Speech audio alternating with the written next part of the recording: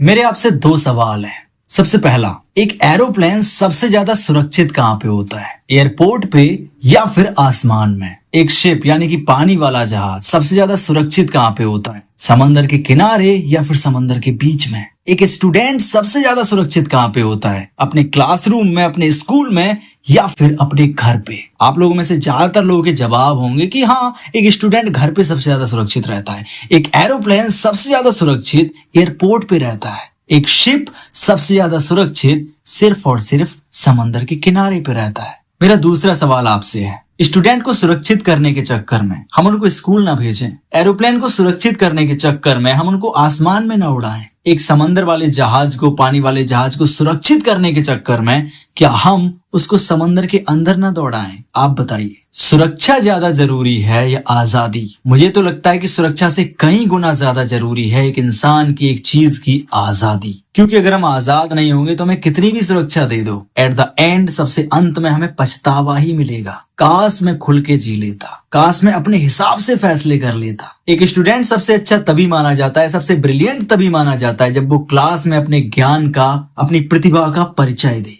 एक पानी वाले जहाज की असली वैल्यू तभी है जब वो समंदर का सीना चीरते हुए आगे बढ़े।